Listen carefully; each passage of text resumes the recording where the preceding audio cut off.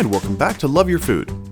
This week we have an amazing Indian recipe for you. This is Murgh Makhani, or butter chicken, as it's more commonly known in North America.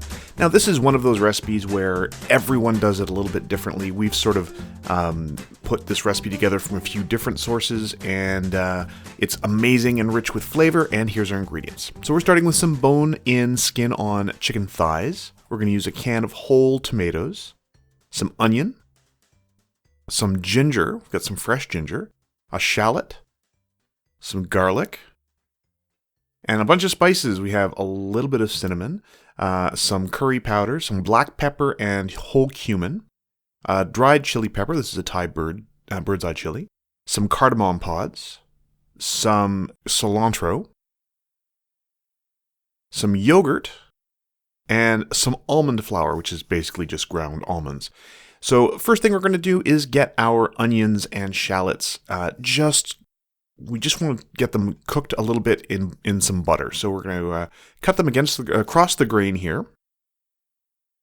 And they don't need to be particularly small. We're going to cook these for a long time. They are basically going to disappear into the gravy of this. We have a little bit of ghee. You can use just regular butter, but we wanted to go ahead and use the clarified butter, the ghee.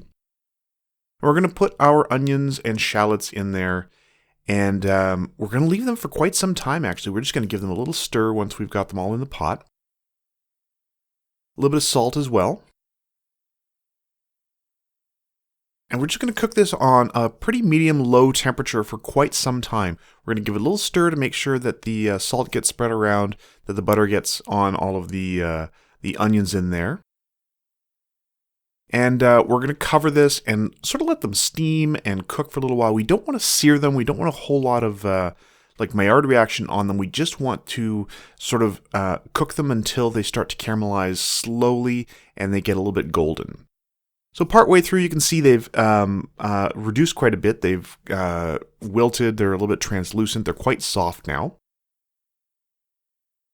But there's not a lot of color. We haven't seared them or anything. It's just cooking very slowly on that medium-low heat in the butter.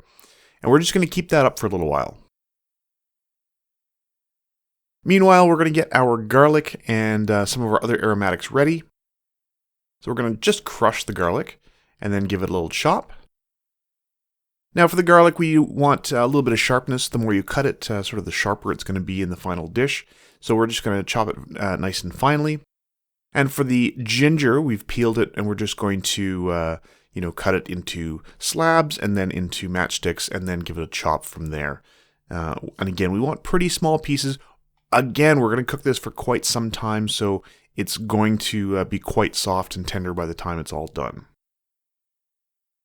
With the ginger, much like with the onions, you do want to cut it across the grain, otherwise it gets a little bit stringy. All right, so now you can see the onions and the shallots. They're nice and golden at this point. This is the perfect time to add in the other aromatics. So in go the garlic and the ginger. And we're going to let those cook together for a little bit longer. And you can see we've added that in there. So we're going to give that a little stir, make sure everything's well combined. Of course, this is the great basis of this dish, is those onions and those aromatics. Now the whole spices we've got here, so that's the pips inside the cardamom pods. We opened those up. The black pepper and the dried chili. We're just going to toast those a little bit to wake them up. And then we are going to grind them up in our spice grinder until it is a nice fine powder. And we're going to combine that with some of the other ingredients we've got. So in goes our whole spice mix that we mixed up ourselves and then ground up. And then in goes all of our powdered spices. Now you can use whatever your favorite curry powder is. We just like to add a little bit of pre-made curry powder. And we're just going to toss that in there as well. And then in goes our chicken. So like I said, we've got whole thighs, bone-in, skin on. And we're going to cook this pretty slowly in the pot with these beautiful aromatic ingredients. So a lot of that flavor is going to basically cook into the chicken, and it's going to infuse it all with that beautiful flavor.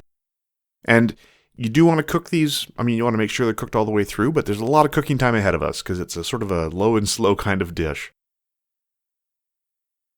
So in goes our tomatoes. Now you don't need to worry about being gentle with them because, I mean, again, they're going to break up as they cook, and we do want them to be in smaller pieces. Now we prefer to use whole tomatoes because they tend to be a little less thick, like in the can, than, for instance, diced tomatoes or crushed tomatoes. And we want it to be a little juicier, so that's perfect for us. And it'll, like I said, it'll break up. Now, it doesn't take long for everything to sort of start to come together. And once you know that your chicken is cooked, you're going to take this off the heat and you're going to mix in the almond flour. So it takes some time. This is a slow process, but after it's all cooked, once you know that your chicken is cooked all the way through, we're really close to the end. So we're going to add in the almond flour. We've taken this off the heat. And we're going to let that sit for just a little bit. Meanwhile, we're going to get our cilantro ready. We're going to give that a rough chop. We want to make sure you get all the stems out as well. Now, this is for two reasons. Half of it we're going to use in the dish itself, and half of it we're going to use for garnish.